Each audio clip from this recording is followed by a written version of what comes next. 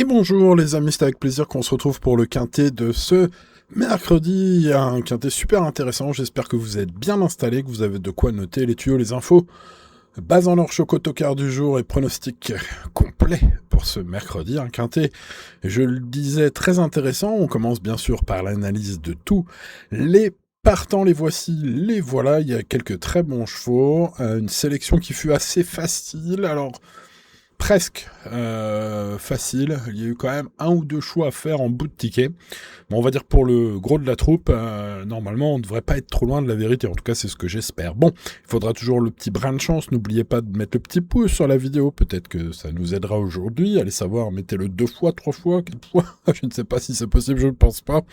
Bref, en tout cas, voilà, écoutez, les amis turfistes, nous sommes plus de 99 000, ça y est, c'est fait sur la chaîne, merci aux anciens d'être toujours là, et puis merci aux petits nouveaux, bienvenue à vous, ici on étudie les chevaux, on donne les infos, ça vous permet de faire votre propre choix, ou en tout cas d'avoir une décision éclairée au moment où je vous donne mon pronostic, vous savez au moins pourquoi il est fait ainsi.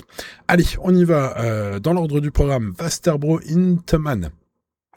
Allez, on est sur un petit cheval sympathique au monté surtout, avec ce numéro 1, donc je vais pas en faire des caisses, le cheval revient en France, il alterne un peu l'étranger, etc. Alors, sa carrière en France au monté est très bonne, voilà, il prend de l'argent, mais là, aujourd'hui, il a pratiquement 2 fois moins de gains que les autres partants, dont énormément de concurrents sont des spécialistes du sulky confirmés. Donc voilà, est-ce qu'il est 2 fois moins bon que les autres? Peut-être pas, mais il faudra quand même quelques défaillances pour qu'il fasse l'arrivée aujourd'hui. Donc je l'ai pas gardé. On passe donc au numéro 2, Diabel. Alors je le disais, il y a eu quelques choix compliqués quand même en bout de pronostic. Eh bien voilà, tape dans le mille avec ce numéro 2, Diabel. J'aurais bien aimé garder ce cheval qui réalise une saison remarquable de constance, mais qui manque peut-être un peu la petite étincelle pour briller ici. Alors tiens, avec Paul Ploquin, il y a 2 sorties, une deuxième place et une disqualification, donc en 2 associations. Bon, le cheval va découvrir Laval, il arrive en forme, pieds nus. Donc, Eric Bondo, son coach, je pense qu'elle a bien travaillé et qu'il peut viser l'une des 5 premières places. Alors, voilà, le petit plus qui fait la différence pour le podium en ce moment, c'est compliqué, notamment à ce niveau. Mais c'est un outsider séduisant à mettre dans les champs réduits. Donc, ce sera mon gros regret, au final, pour vous le dire tout de suite, ce numéro 2, vous savez, le regret en cas de non partant et surtout que je mets dans mon champ réduit. Passons au numéro 3, Jason, que je vais rayer. Je vous conseille de faire l'impasse sur ce cheval qui est bon, mais qui n'a pas montré une grande forme cette saison, qui reste ferré aujourd'hui. J'ai pas senti Pierre Lévesque très confiant, d'ailleurs. Bon, voilà, écoutez, je raye aujourd'hui ce numéro 3. On passe au numéro 4, Heureux de Fleur, déféré des 4, vous le voyez. Heureux de Fleur, il enchaîne les performances de choix, c'est une chance ultra régulière. Après plusieurs mois sans courir, il vient de bien faire à 2 reprises, c'était dans des quintés, à Cabourg, puis à Saint-Malo dans le Grand National du Trot la dernière fois, c'était très bien. Voilà, c'est un cheval qui a l'habitude de courir des bonnes courses, il est très régulier, il s'entend bien aussi avec Johan Le Bourgeois, voilà, avec qui il affiche 9 bonnes performances en 11 associations, c'est pas rien. D'ailleurs, j'ai senti Johan assez confiant. Il pense que son cheval est en pleine forme en ce moment. Et il considère qu'avec un bon parcours, ça doit faire l'arrivée même. Il était quand même confiant. Bon, c'est vrai que son cheval au papier est une valeur sûre pour les places aujourd'hui. Je vais le garder donc dans mon prono.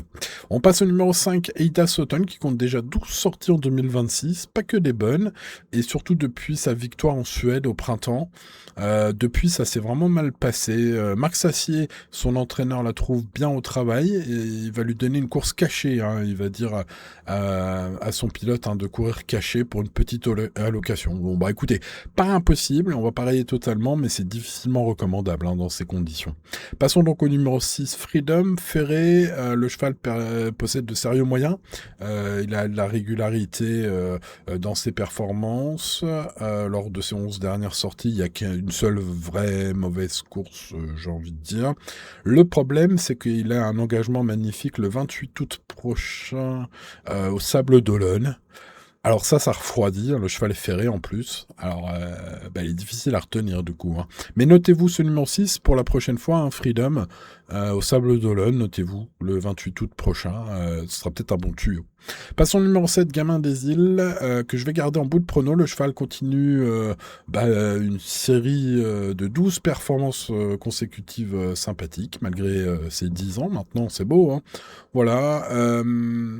Il a couru 5 fois à Laval, une seule place. C'était une 4e place d'ailleurs. Donc c'est pas forcément un spécialiste de l'étape, j'ai envie de dire, mais il arrive cette fois, pleine possession, pleine peau. Donc il devrait peut-être jouer les places, s'il y a une ou deux défaillances des favoris. En tout cas, voilà, je l'ai mis en bout de ticket. Passons au numéro 8, Igo Cléa, qui est avant tout un cheval de trop monté, clairement. Voilà, il y a eu que 3 allocations dans toute sa carrière au sulky. Aujourd'hui, on est ferré. Voilà. Il entretient sa condition avant de retourner aux montées. Hein. Donc, évidemment, c'est pas le jour J, je pense. Bon, pour ma part, je raye. Passons au numéro 9, Impérial du Rabutin, qui a retrouvé une très belle régularité depuis son retour après une pause hivernale. Vient d'enchaîner 5 bonnes perfs consécutives. Déféré des 4 encore. Référence parfaite à Laval. Il s'est présenté une seule fois. C'était il y a longtemps, mais il a gagné. Donc, pas de souci d'un point de vue de l'aptitude au tracé. Donc c'est une chance régulière, peut-être plus pour les places, hein, vous l'aurez compris. Je pense qu'on attend un peu avant de donner les chevals chauds pour gagner. Hein. Mais celui-là, parmi ceux qui peuvent prendre des places, c'est pas mal. Passons au numéro 10, Iris de Roseau, qu'il faut garder évidemment dans un trio, dans un tiercé, dans un quartet, dans un quintet, quoi. Un trio tiercé, quartet, quintet, selon comment vous jouez ou vous jouez, bien sûr. Hein. Vous l'aurez compris. En tout cas, si vous jouez en combiné, il faut le mettre ce numéro 10. Moi, je vais le mettre 5e de mon quintet. Il a rapidement retrouvé son meilleur niveau, mais la dernière fois m'a un peu déçu. Alors, sa 3e place dans le GNT de Laval en 1-12-2, c'est une référence chronométrique majeure par rapport à la position du jour, mais ils sont quand même quelques-uns à pouvoir aller en 1-12 hein, sur ce type de parcours. Il y a des très bons chevaux que l'on va voir ensuite. Et son ultime course m'avait un peu déçu. Voilà. Bon, maintenant c'est un Duval Destin, il faut le mettre sur un ticket logique. Passons au numéro 11, Hollywood Dubois, qui sera quand même un peu un regret, Hollywood Dubois, hein, les amis. Hein. Voilà, la période n'est pas forcément terrible, mais attention, il aime bien Laval. C'est un cheval qui n'a jamais démérité sur cette piste. Une victoire, 4e place en 3 apparitions. Il retrouve le bon Mathieu Mottier au sulky. Sa dernière prestation contient quelques excuses, on va dire. Voilà. Est-ce que c'est pas le gros outsider à tenter, celui-là? Bon, en tout cas, voilà. Si vous avez de la place quelque part, notez quand même ce 11 dans un petit coin de votre tête. Passons au numéro 12. Alors, on arrive sur du lourd, là, en bas de tableau, les amis. Jason Guignou, il va être à 20 contre 1. C'est mon tocard du jour, parce qu'il traverse, certes, une période où sa musique est pas très belle, ce qui lui vaudra des très belles cotes, quand même. 4 sorties sans résultat, mais attention, j'ai noté des chronos en 1-12 très intéressants. Même en étant 8e, 9e, alors on me dirait en 1-12, quand on suit des chevaux très rapides, c'est plus facile, c'est vrai, mais enfin bon, il les a quand même dans les jambes actuellement. Le cheval est de retour à Laval, c'est un atout. Hein, il a obtenu une victoire et une 2e place en 2 sorties à l'attelé, auquel s'ajoute un succès sous la selle, donc il adore Laval. Son entraîneur, hein, Arnaud Desmottes, le trouve bien au travail. Il va le driver de manière plus offensive aujourd'hui, c'est peut-être le bon tuyau. Il est en mode sport, Jason Guignou. C'est un joli coup possible, vu sa cote, je le tente en tocard du jour. Ma base en or aujourd'hui sera le numéro 13, Joy du Carnoy, qui arrive au sommet de sa forme. Une saison exceptionnelle, elle a déjà accumulé plus de 105 000 euros. 105 000 euros de gains en 2026, hein, en une année, les amis, qui en est qu'à la moitié. Hein. Donc c'est pratiquement autant que le numéro 1 dans toute sa carrière. Hein. Donc bah écoutez, ce 13, c'est la forme de sa vie. Voilà, à Laval, pas grand-chose à dire. Alexandre Baudin, qui connaît bien hein, ce numéro 13, s'en sert très bien, voilà, lors de leurs associations communes. Charles Mottier, le coach, a des ambitions, sachez-le. Voilà, au niveau des lignes, ça vient de devancer facilement Gamin des Îles, qu'on retrouve aujourd'hui, numéro 7. Donc écoutez, c'est l'un des chevaux les plus sûrs en termes de fiabilité, le plus en forme, une année extraordinaire.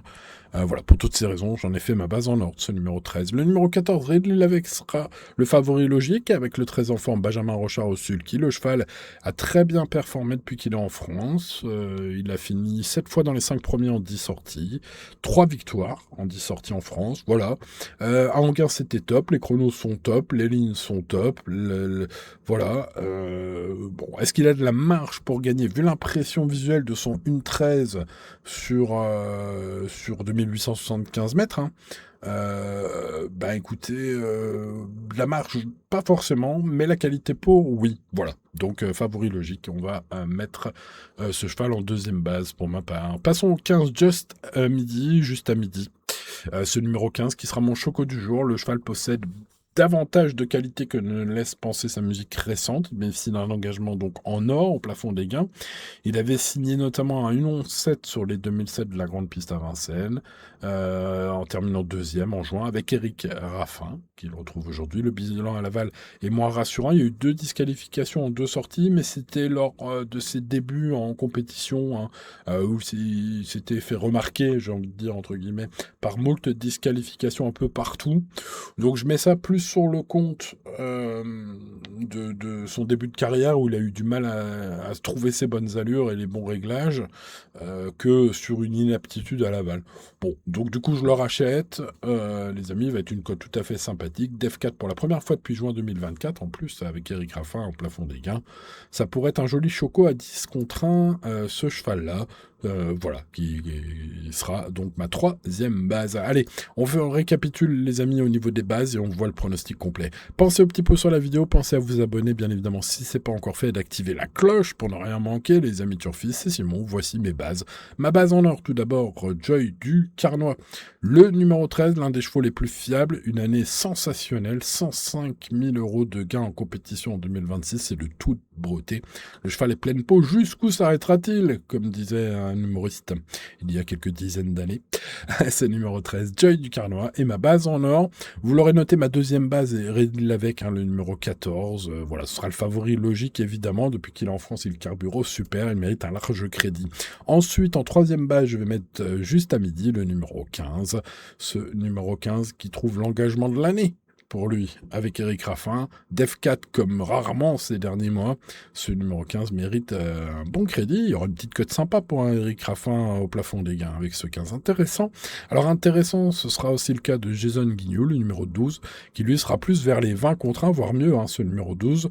Beaucoup, en lisant sa musique actuelle, vont se dire « Ah, il n'est pas en forme, je l'enlève ». Mais attention, c'est peut-être une erreur, peut-être, puisque son coach, son entraîneur, son redoutable entraîneur, hein, Arnaud Desmottes, le trouve bien au travail et du coup va tenter une drive plus offensive ce mercredi. Une drive plus offensive, ça pourrait être le bon tuyau. Ce numéro 12, en tout cas, c'est ce que j'espère, puisque vous le voyez, 13, 14, 15 et 12 sont mes bases. Bon, allez, ensuite, les amis, on déroule derrière ces chevaux. J'espère que vous l'avez bien compris, le numéro 10, hein, pour un ticket combiné en 5 chevaux. Ce numéro 10 doit être mis, hein, c'est logique en tout cas, même si son ultime course m'a un peu voilà, chafouiné, j'ai envie de dire, c'est peut-être ça qui lui coûte le statut de base dans mon prono, mais attention, il peut se racheter. Hein. Méfiance 10, voilà, c'est l'un des 5 chevaux de la course, on est d'accord, il n'y a pas de souci là-dessus. Allez, ensuite, je garderai le numéro 4, ultra régulier, super entente avec Johan Le Bourgeois, hein, le numéro 4, Euro de Fleur, le numéro 9, Impérial du Rabutin, pas du Barat, les amis, ah là là là là.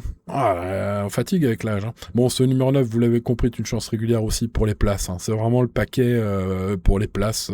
Mieux si défaillance, mais sinon pour les places. Hein. Ce numéro 9, le numéro 7, Gamin des Îles, même constat. Ce sont 3 chevaux très réguliers. Hein. Ce numéro 4, ce numéro 9 et ce numéro 7. Bon, voilà. Au niveau des regrets, j'ai le gros regret, très gros regret, le numéro 2, Diabel. Très régulier aussi. Et puis le numéro 11, Hollywood Dubois, hein, si vous cherchez un cheval à 100 contre 1, voilà, parmi les chevaux abandonnés aujourd'hui, ce numéro 11, mettez-le dans votre champ réduit pour un deuxième ticket. L'indice de confiance est de 8 sur 10, qui est excellent, les amis. On croise les doigts pour ce mercredi, mais restez raisonnable, bien sûr, les courses restent les courses, jouez toujours responsablement et tout ira bien. Voilà, c'était Simon, les amis turfistes, il me souhaite plus qu'à vous souhaiter bonne chance, bien évidemment, pour ce Quintet Plus. Vous dire de mettre le petit pouce si vous avez oublié, les amis, pensez à vous abonner à la chaîne si c'est pas encore fait, et à très bientôt pour de nouvelles aventures. C'était Simon. Ciao, ciao.